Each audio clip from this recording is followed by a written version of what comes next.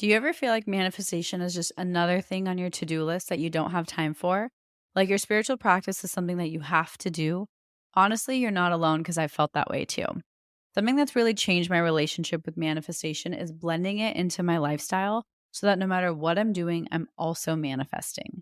I call this manifestation as a lifestyle, and it's single handedly made the entire manifestation journey more enjoyable for me. And I've seen my desires show up with a lot more ease. Manifesting as a lifestyle has made manifestation go from feeling like a task to something I just naturally do because it's who I am. If you'd like to learn more about this, I've created a step by step guide for you. I'll link it in my show notes so you can check it out.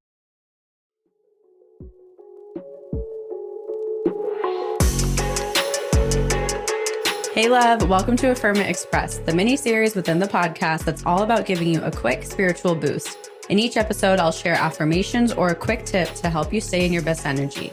So let's get to the good stuff and affirm it together. Hello, and welcome back to Affirm It Express. My name is Pyle, and today I'm going to share with you some affirmations if you are manifesting your soulmate. Now, before I dive into this, I have an entire collection of the exact affirmations I use to manifest my soulmate. Almost, oh my gosh, 7 or 8 years ago now is when I met Tom. No way. Yeah, 7 years ago, over 7 years. That is absolutely crazy. So I have all of those affirmations. I'm giving you some here, but the rest of them are inside of my app, Affirm It. It's also my membership. The link is in the show notes. So if you want the entire collection, I have different versions of those affirmations too. So you can read them and write them down. You can also listen to them. You can work with them in whatever way you want. And I also have more tools to help you manifest your soulmate in there. So if that is a goal of yours, you might find it helpful to join my membership and just get my vault of spiritual tools to help you get really, really clear on how to manifest your soulmate. So now, let me share with you the affirmations. So, the first one is I am a giver and a receiver of love. This one for me has always been my favorite affirmation when it comes to manifesting my soulmate because I have always been a people pleaser, and giving love was something I was trained to do. On the other hand, receiving love was so hard for me to the point where when I met Tom and he was loving and kind to me, I would go out of my way to somehow self sabotage it, to create a fight out of it, to find something wrong with it. And it was really, really hard for me to receive that love from him. And so allowing yourself to realize that like your soulmate is ultimately a connection that lives in love, as are most of our relationships. However, this is a more divine, deeper version of love. And realizing that to be in a relationship with love, you have to be able to give as well as receive it. The second one is I am open to connecting with my soulmate. I know this feels obvious, but the amount of subconscious beliefs that we might even not realize we have that are closing us off from even connecting with our soulmates because of different stories we have is absolutely crazy.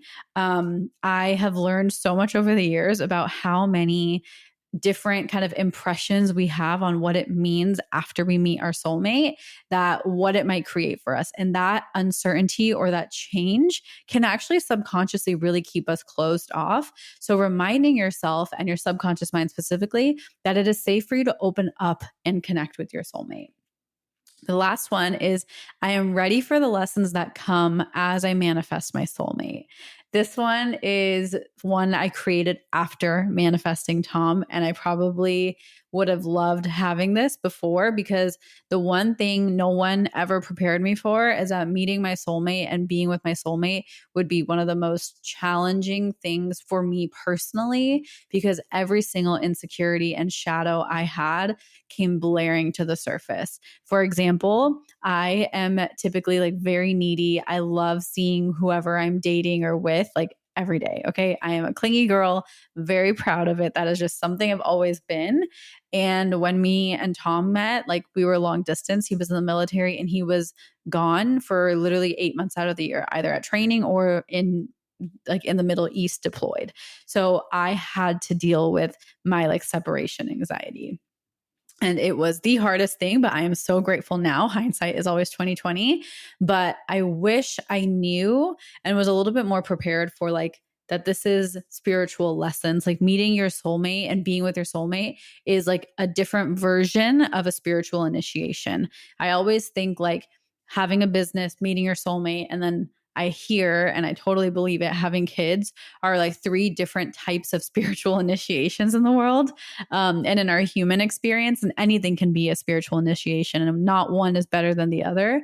But I think they all three really, really challenge us in very like direct ways. And so I wish I knew that meeting my soulmate was going to bring up lessons. And by lessons, I'm trying to reframe it positively from triggers. So I literally was triggered all the time when I first met Tom, and I wouldn't change it for the world.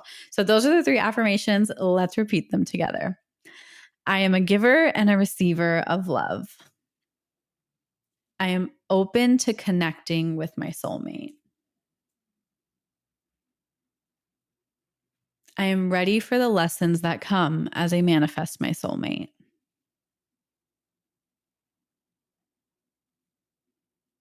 I am a giver and a receiver of love.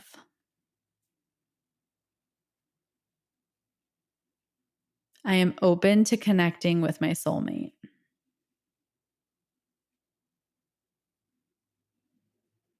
I am ready for the lessons that come as I manifest my soulmate.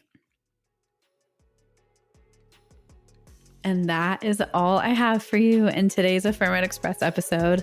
If you're looking for more, I will see you next week. Thanks for being here. Bye.